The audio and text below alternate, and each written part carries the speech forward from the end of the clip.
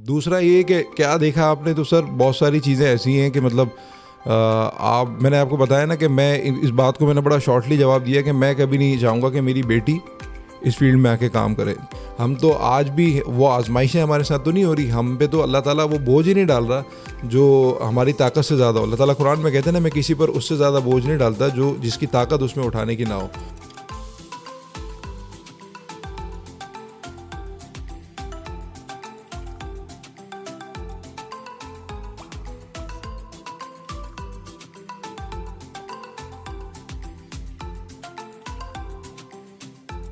अस्सलामुअलैकुम। एंटरटेनमेंट से एक नई वीडियो के साथ मैं हूं अंजार अहमद। मैं आज आपकी एक शख्स से मुलाकात कराने जा रहा हूं जिन्होंने एक्टिंग की दुनिया में अपना नाम बनवाया। पाकिस्तानी कई ड्रामे भी किए, लेकिन ये तमाम चीज़ें छोड़कर दीन की दुनिया में राग़िब हो गए। असल कहानी क्या है, टीवी आर्टिस्ट हसन अली से जानते हैं।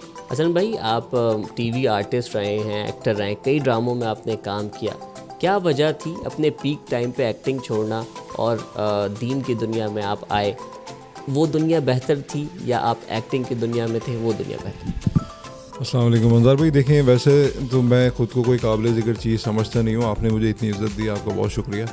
तो जहाँ तक रही टीवी आर्टिस्ट की बात, तो मैंने 2014 से और 2018 के दरमियान लगभग एज ए टीवी आर्टिस्ट काम किया है। कई ड्रामे ऐसे हैं जो मुझे अब शायद याद भी ना हो। उसके अंदर कई मेजर कैरेक्टर्स होते थे, कई सपोर्टिंग कैरेक्टर्स होते थे। तो अल्हम्दुलिल्लाह अल्लाह ताला ने वहाँ भी बहुत इज़्ज़त दी थी, और उसको छोड़ने की वजह जो मेरे साथ बनी, उसका एक मेजर पार्ट जो है वो मैं उसका सारा क्रेडिट अल्लाह की किताब को देता हूँ। अल्लाह की किताब 2009 से मैं पढ़ने की कोशिश कर रहा था तर्जुमे के साथ। ज़ाहिर है अरबी में सब पढ़ते हैं, और तो मैं उसको तर्जुमे के साथ पढ़ने की कोशिश कर रहा था, लेकिन कभी एक फ्रीक्वेंसी के साथ उसको पढ़ नहीं सका। तो 2017-18 के अंदर कुछ ऐसा हुआ कि मैंने उसको अल्हम्दुलिल्लाह एक दफ़ा कंप्लीट किया।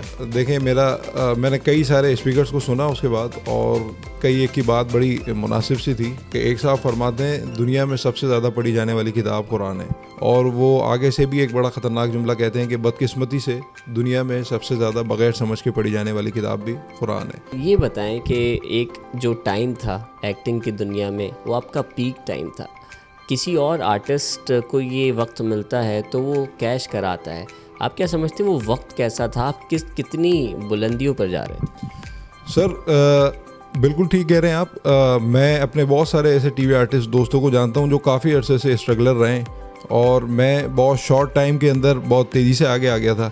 उसको छोड़ना मेरे लिए बड़ा मुश्किल था। मुश्किल इन सेंस कि मैं सोचता था छोड़ दूं, फिर मैं ये सोचता था कि अब मुझे कोई कॉल नहीं आएगी तो मैं भी किसी को कॉल नहीं करूंगा। सम टाइम आपको होता है ना, आप डिफरेंट लोगों को कॉल कर रहे हो, तो प्रोड्यूसर्स को, लाइन प्रोड्यूसर्स को। तो मैंने बीच में ये किया था कि मैं अब किसी को कॉल नहीं करूँगा, जिसने बुलाना होगा बुला लेगा। और इवन मेरा अंदर से यही था कि अल्लाह करे मुझे कोई बुलाए ना। लेकिन ऐसा हुआ कि एक दफ़ा कॉल आई, मैं मना करते करते जो है वो, चूँकि आप नहीं मेंटली प्रिपेयर नहीं होते, फ़ौरन से नहीं होते, टाइम लगा मुझे इस चीज़ों में आने में। फिर अल्लाह ताला ने मुझे एक सादत दी कि मैं उम्रा करके आया। उसके बाद से जो है वो मेरे अंदर थोड़ी मज़ीद मजबूती आई।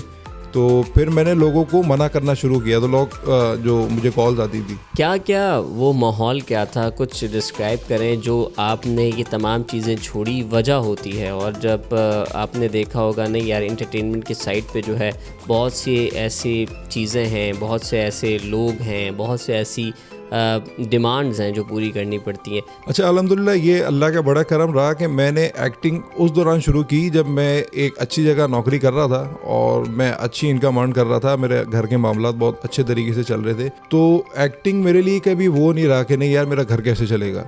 जो प्रॉपर एक मतलब जो प्रोफेशनल आर्टिस्ट आप कह लें उसको, जिसका काम ही सिर्फ यही होता है, तो उसके लिए तो वो रोज़गार है ना सर।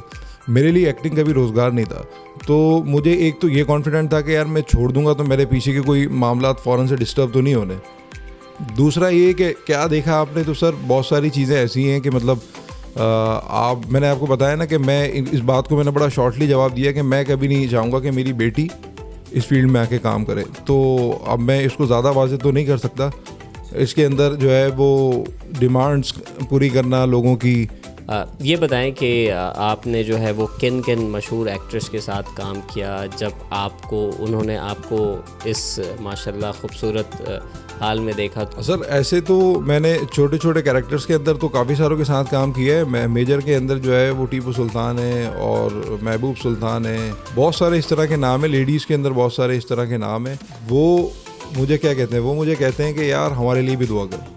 आखिर में ये बता दें कि जब अल्लाह हिदायत नसीब करता है तो आजमाइशें भी आती हैं, और आपकी आजमाइश ये हुई कि जब आपने एक्टिंग की दुनिया छोड़ी तो आपकी नौकरी ख़त्म हो गई। नौकरी ख़त्म होने के बाद शैतान ने बहकाया है, दोबारा एक्टिंग में आते हैं। सर सबसे बेहतरीन बात दीन की यही है कि वो आपको सिखाता है कि आजमाइशों में आपने सर्वाइव कैसे करना है। तो सबसे बेहतरीन बात एक तो होता है ना कि मैं आपको दिखाऊंगा नहीं, कुछ ये आपके साथ होगा, आपने फिर खुद ही फेस करना है। नहीं सर, वो आपको दिखाता है, वो आपको बताता है। मैंने आपको बताया कि हमें अल्लाह ताला फरमाते हैं तुम्हारे लिए ज़िंदगी गुजारने की बेहतरीन मिसाल रसूलुल्लाह सल्लल्लाहु अलैहि वसल्लम की है। तो हमारे लिए तो बड़ा आसान हो जाता है ना कि सर हम क्या तकलीफ़ गुजार रहे हैं, हम तो किसी तकलीफ़ में नहीं है। हम तो आज भी वो आजमाइशें हमारे साथ तो नहीं हो रही, हम पे तो अल्लाह ताला वो बोझ ही नहीं डाल रहा जो हमारी ताकत से ज़्यादा हो। अल्लाह ताला कुरान में कहते हैं ना, मैं किसी पर उससे ज़्यादा बोझ नहीं डालता जो जिसकी ताकत उसमें उठाने की ना हो। हसन अली का यही कहना है कि अल्लाह की किताब कुरान पाक को हमें तर्जुमे के साथ पढ़ना चाहिए और समझना चाहिए। हमें भी अल्लाह हिदायत दे ताकि हम भी दीन पर अमल करें और अल्लाह की कामों में अपना हिस्सा डालें। उम्मीद करते हैं आज की वीडियो आपको पसंद आई होगी। देखते रहें मेटाटेन। मेटाटेनमेंट की वीडियोस देखने के लिए मेटाटेनमेंट यूट्यूब चैनल को सब्सक्राइब करें और फेसबुक पेज को फॉलो करें ताकि आप आने वाली वीडियोस से बाखबर रह सकें।